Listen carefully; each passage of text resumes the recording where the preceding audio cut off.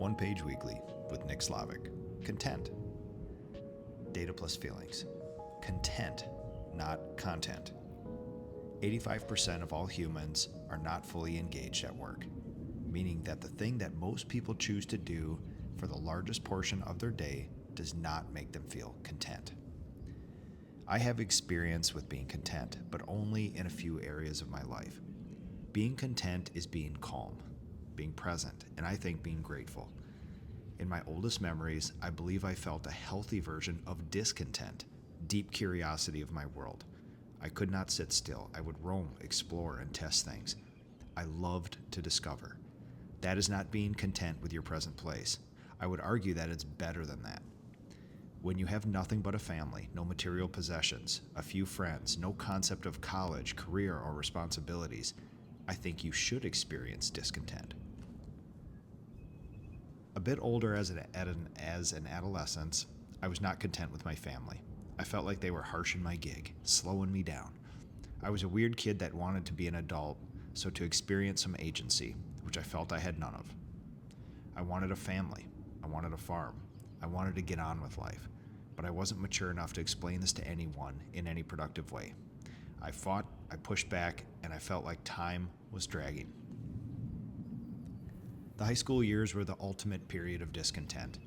I had myself a driver's license, a Jeep, a biological urge to explore life and to get into trouble. I did everything I could to put myself in fun, unique circumstances with as many interesting people as possible. At about 14 to 15, I found myself wanting to be friends with a group of kids because I thought they were cool, not because they were friendly. They certainly weren't to me. I experienced some really tough rejection from these humans. I soldiered on as long as I could and was not rewarded for it. Public ridicule was my kryptonite, and I kept putting myself in harm's way. The height of it was in the locker room. Before basketball one day, I opened my locker and found that someone had peed through the expanded steel door onto my basketball clothes. People were there waiting for me to get there to see my reaction. I said the F word in a way that made everyone laugh at me, not in a good way. It was not long after that I made the intentional choice to find a new group of people to pursue as friends. I walked over to a circle of guys that were farmers, tradespeople, and outdoorsmen, and made my first attempt to insert myself into their circle. I was rejected in the typical way young people reject other young people. But in a matter of weeks, I made my way in. My biological urge to be content with my place and people was so strong, I endured so many tough moments in this pursuit. Interestingly enough, all these people are awesome humans. I see them from time to this day and actually really like them. And I appreciate the trials they put me through. That feeling of, I want to be anywhere but here, or the feeling of missing out on something, is something I've known deeply.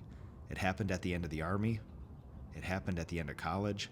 It happened at the end of my involvement with my family business and my birth family. I know discontent because I also know being content. There are two areas of my life where I have never yearned, felt like I was missing out, or that I should be anywhere else. One was when I met Toots. I'm not going to tell you that I know what love is, but if it's not this, it does not exist. Same with my 4 kids. Evenings and weekends are unscheduled for me. During this time, the world doesn't exist. I never want to be anywhere else, almost to the point of forgetting other options exist. Being content does not mean being complacent, lazy, or not wanting progress. It means that I found something where I can be grateful for, and know that I'm grateful for it. My mentor said to me this week, none of this would exist without you, but you control less of it than you think. And I think I'm content with that as well. This has been One Page Weekly with Nick Slavik.